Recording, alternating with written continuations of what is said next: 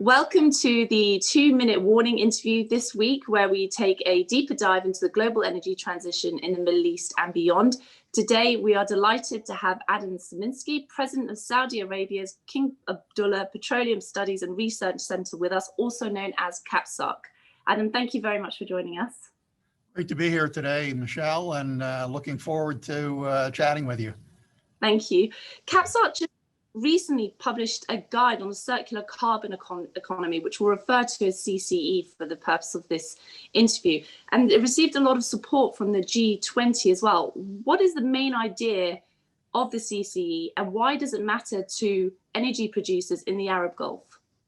Right. Well, the circular carbon economy concept, as you said, CCE, starts out building on the principles of the circular economy, and people have been familiar with the idea of the circular economy for a long time. Basically involves reduce, reuse, and recycle. The circular economy generally tends to deal with material flows. So how do you recycle plastics, for example? What we did in the carbon management area was to adapt the idea of the circular economy and add remove to it, and then apply it to carbon and emissions that are involved in climate change. So we want to reduce the carbon that has to be managed in the first place. We want to reuse carbon as an input, as an asset, really, to create feedstocks and fuels. And we want to recycle carbon through the natural carbon cycle and bioenergy. The final bit is remove. And their excess carbon has to be taken away and stored. The whole idea of the 4 R's of the CCE is that it's a more pragmatic approach to managing emissions. The IEA recently said that the world needs to spend $1 trillion a year to have any hope for the next 3 years, to have any hope of getting us closer to those Paris Agreement goals by mid-century. And of course, clean technologies, R&D and clean tech, talent enhancement, deployment, commercial support, regulatory and policy support around that as well. All these feed into making that $1 trillion a year effective. The clean energy technologies keeps popping up. In the guide, what are the key technologies that have been highlighted, and are any a real tipping point to what we can expect going forward? Well, these technologies, and we can get into that. It includes things like better air conditioning for, in efficiency, and it includes hydrogen and renewables, but it also includes direct air capture of carbon dioxide. Here's why these technologies are critical to deal with this issue. There are a lot of countries that are mandating solutions, and the typical mandated solutions, often it's renewables, won't necessarily get the job done. There are also movements occurring around the world to completely ban hydrocarbons as a source of energy. This kind of a very narrow focus could have unintended consequences. Bad use of existing infrastructure, things like reduced reliability and access to energy, and then no practical solutions for hard to abate sectors. And that's where the technology bit could come in. Solutions for things like aviation, for shipping, for steel and cement, and of course, petrochemicals. There are a lot of forecasts, and the IEA noted this in the work that they did on the technologies, and they'll be, I think, talking about this this coming week when they issue their World Energy Outlook. There are a lot of forecasts that say that we're going to need lots of primary energy in the mix as we get out into 2030 and 2040, and that hydrocarbons will be needed. So the question is, how are the Gulf Cooperation Council, the GCC nations, how can they show the way forward on this, managing carbon emissions, showing low carbon footprint, and pushing the technology associated with getting these pragmatic solutions that people are demanding. We saw in Abu Dhabi in recent years that they established the first CCS project in the world for a steel production plant. And that was very much viewed as you were saying, about proving that the progress is being made. And obviously we've got the UAE's nuclear power plant. The stages are bringing it online in the next few years. Again, a major step in the first in the Arab world. Exactly. And something you just touched on in terms of the time scale we have for clean tech development. So for example, today Airbus announced that they hope to make all their planes hydrogen fueled in the next 15 years, which for a manufacturer of their size, for an industry of that size, is quite a vast and ambitious target. On one hand, that looks very impressive. On the other hand, the first hydrogen passenger commercial flight was in 2008. That was 12 years ago. Yet now we're waiting another 15 years. And there's been very much conversation about the pace, and that we simply can't wait for these technologies in mainstream industries to take 12 years to have more R&D and so on. And of course, the CCE report published by themselves has gained a lot of support from the G20. How do you hope that makes a difference in the next 12 months in terms of accelerating progress, not just in Saudi Arabia, of course, itself already transforming its energy industry, but in the region? Well, the G20 energy ministers agreed that the CCE approach was a good one for everybody to look into. Again, a kind of a holistic view of managing carbon across the entire chain.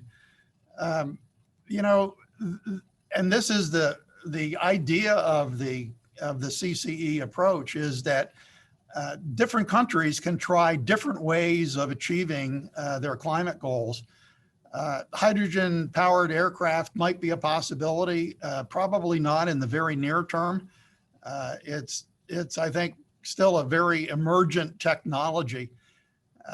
But the idea of direct air capture and sequestering carbon dioxide to offset the CO2 that comes from regular jet fuel is a possibility.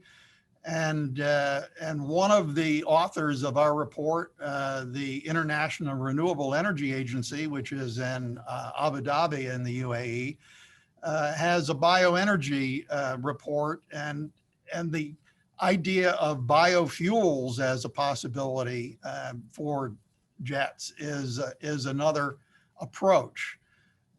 What we did at KAPSARC is we partnered up with leading international organizations, including the International Energy Agency and IRENA in Abu Dhabi, with the Nuclear Energy Agency and the Global CCS Institute, as well as the Organization for Economic Cooperation and Development, the OECD. And they produced a series of reports on these key elements of the CCE that was coordinated by one of our senior fellows here at KAPSARC, Eric Williams. And these reports are available on the cceguide.org website. And you can, you know, as I said, energy efficiency, air conditioning, building envelopes, efficient vehicles, non-bio renewables like solar, wind, and geothermal that IRENA worked on, nuclear power, small modular reactors, carbon utilization, fertilizers, methanol, enhanced oil recovery. And Saudi Arabia has a big enhanced oil recovery project going, and SABIC, the chemical company, has been making fertilizers and methanol out of CO2. IRENA also has a biofuels, biogas, bioenergy study, and the GCCSI has a study on carbon capture and storage and direct air capture. We also had the IEA looking at hydrogen, blue hydrogen, green hydrogen, all colors of hydrogen, you know, to kind of move that along. And the final thing that we did is we asked the OECD to have a look at what the enabling policies would have to be to deploy these technologies. What do you have to do to really move these things along? So that, as in your question, Michelle, these these technologies need regulatory support. They need legal infrastructure. They're going to need financial support, and that can come in many different ways. And I think one of the key things here in Saudi Arabia over the course of the next year will be to build the foundations for a program that can move all of these things along in the kingdom. And I think that similar efforts are going to be underway in many other countries. And it's building that roadmap that you just touched upon that is going to be so critical to accelerating this, and something that's been emerging a lot more. It's an old conversation, but with new injection of energy, really, is that there must be milestones in these roadmaps that are accountable. It can't just be a plan to move forward. It has to be an accountable plan. Do you have confidence that that is something that's going to be rolled out in other countries? I know you said they'll look at roadmaps, but the seriousness of their roadmaps, is that now going to be stronger than it has been in the past, do you think? Right. I think that from what I could see in the discussion that took place at the G20 energy ministers meeting, that a lot of countries are very interested in this idea. I mean, each country has a distinct set of resources and regulatory systems and capabilities. And there are going to be countries that will pursue nuclear, and there are others who are looking for different solutions. And one of the